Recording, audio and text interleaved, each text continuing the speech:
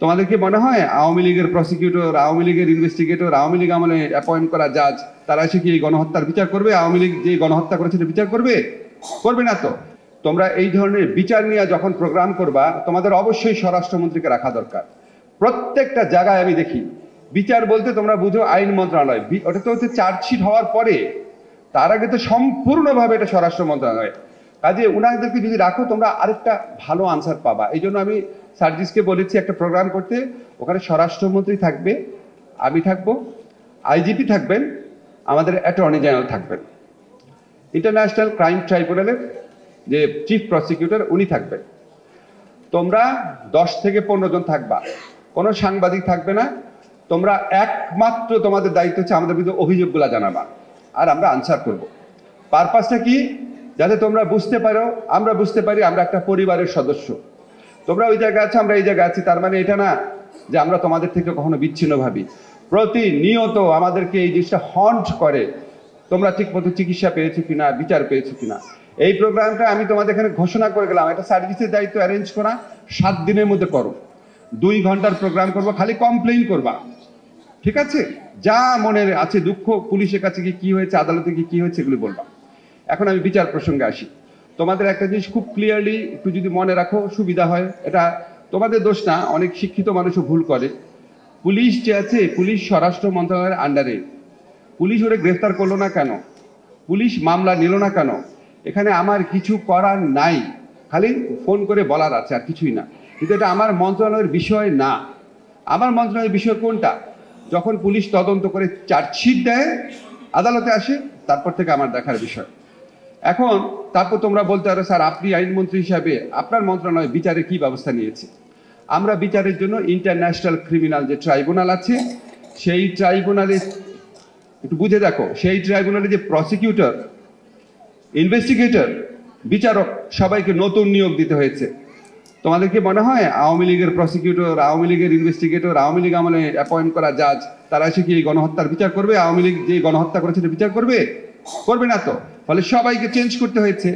এই চেঞ্জ করার প্রক্রিয়া শুরু হয়েছে আমি দায়িত্ব নেওয়ার 2 সপ্তাহের মধ্যে।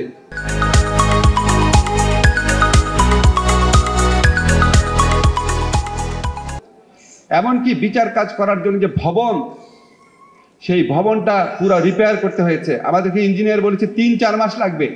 আমি এবং পূর্তমন্ত্রী আদিলুর রহমান খান, তোমরা দেখেছো, আমরা প্রত্যেক সপ্তাহে ইন্সপেকশনে গেছি। 1 মাসের মধ্যে প্রিপেয়ার করা হয়েছে, বিচার কাজ শুরু হয়েছে। এখন আমরা ঘন ঘন বিচার দেখি না তো, আমাদের কাছে মনে হচ্ছে কই, আদালতে তো হাজির করে না। একটা এক্সাম্পল দেখাই তোমাদের। আমি যখন চিফ প্রসিকিউটর তাজুল সাহেবকে বললাম যে পুনরায় যে শুনানিটা হবে সেটা 1 মাস পরে কেন, উনি বললো এটা তো 3-4 মাস পরে হওয়ার কথা, কারণ এটা ইনভেস্টিগেশন স্টেজে আছে। 1 মাস তো অনেক কম সময় স্যার।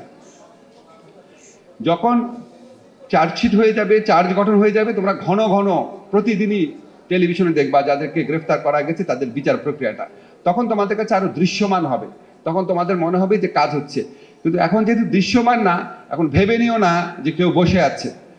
কালকেও মিটিং করেছি প্রসিকিউশন টিমের সাথে, তাদের কি হেল্প দরকার আমি বলেছি, যা দরকার আমাদের সরকারের পক্ষ থেকে দেওয়া হবে। বাবা এর বেশি আমাদের কিছু করার নাই। এবার সে নর্মাল কোর্টের ব্যাপার।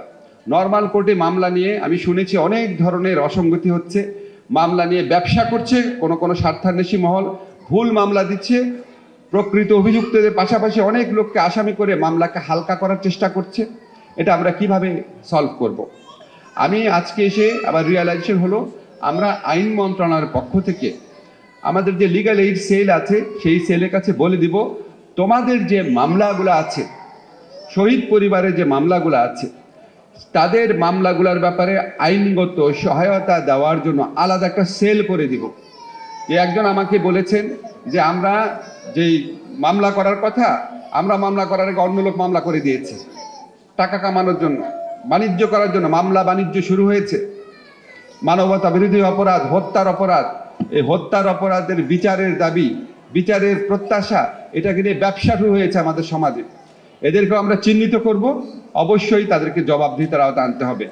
প্রথমে আমাদের শুদ্ধভাবে মামলা করতে হবে। আমাদের আইন মন্ত্রণালয়ের পক্ষ থেকে যে লিগ্যাল এইড একটা সেল করে দিব, এটাও তোমাদেরকে আমি কথা দিচ্ছি 7 দিনের মধ্যে করে দিব। এবং আমরা অ্যানাউন্স করে দিব তোমাদের মামলার ব্যাপারে, শহীদ পরিবারের যে মামলার ব্যাপারে তোমরা যদি লিগ্যাল অ্যাডভাইস চাও আমরা ওখান থেকে অ্যাডভাইসটা করতে পারবো, আমাদের পক্ষ থেকে যা করার আমরা করবো।